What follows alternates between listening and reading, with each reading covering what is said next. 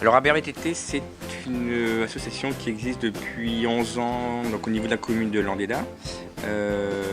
Son but premier, en fin de compte, est de promouvoir le VTT dans toutes ses formes.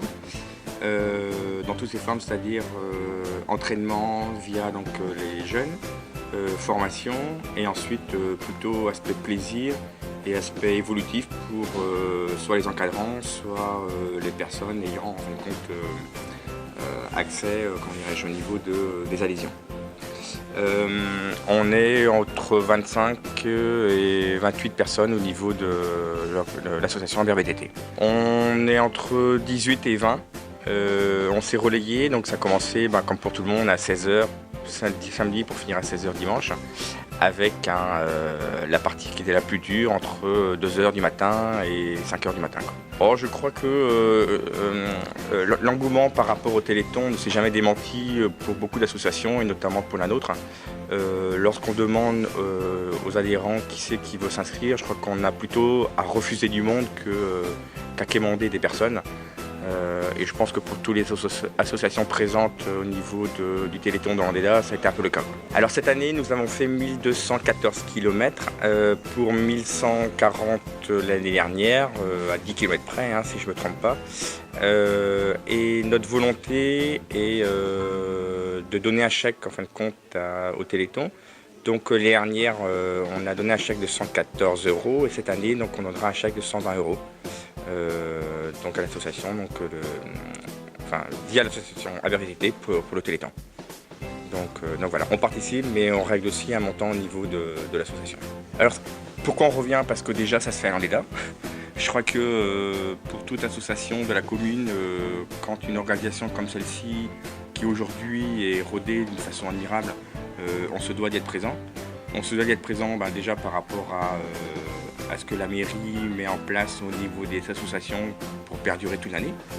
Je pense que c'est un juste retour des valeurs, que ce soit des valeurs liées à la commune mais aussi sportives.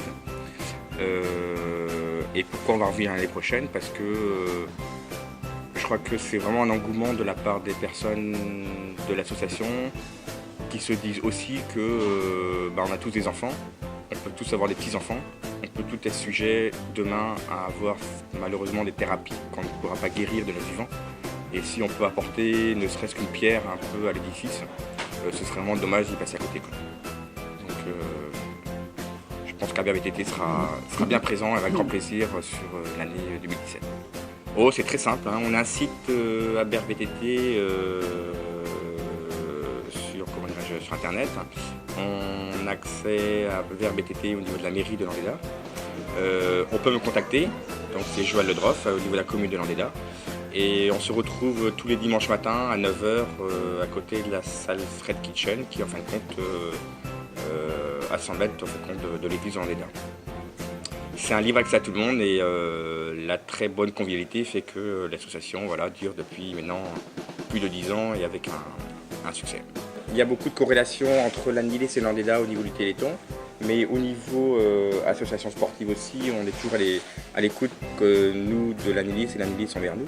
Et c'est vrai qu'au niveau du VTT, ça nous arrive de faire des sorties. Il y a le chien aveugle au niveau de l'Anilis qui se fait au niveau du VTT où on est bien présent. Enfin, les synergies existent pour le Téléthon, mais existent aussi durant l'année. Et je crois que l'Anilis et Landéda, à travers ça, ont bien compris toutes les démarches qu'il fallait mettre en place pour que non pas une association vive de son côté, mais que les associations vivent et trouvent des solutions entre elles pour exister au mieux et pour apporter au niveau des communes de plus grandes possibilités pour faire évoluer un peu tout le monde. Et je transmets donc le micro à ma voisine.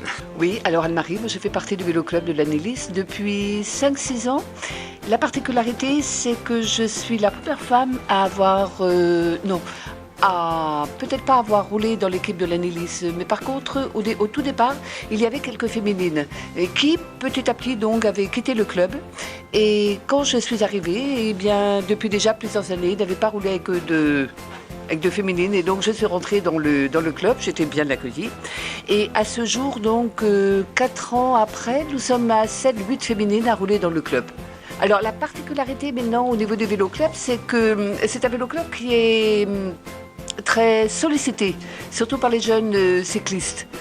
Très sollicité parce que les jeunes cyclistes, c'est des jeunes qui en veulent et donc qui sont quand même très performants sur la route et au niveau des circuits font facilement, surtout l'été, des circuits au-delà de 100 km le dimanche.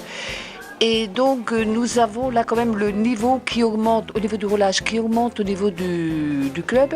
Et à ce jour, donc sur les 100 cyclistes à peu près présents dans le club, il y a 4 groupes de roulage. Et ce qui est aussi assez frappant, c'est de voir les jeunes qui viennent, les jeunes et les moins jeunes d'ailleurs, mais qui viennent comme cela, donc systématiquement rouler, essayer, puis après qu'ils prennent leur licence. Oui.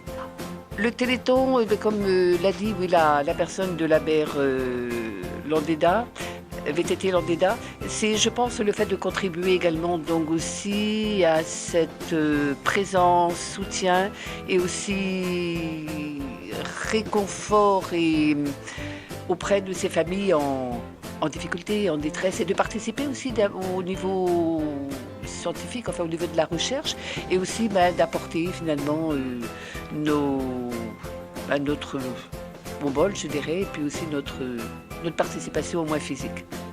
Ça, c'est important.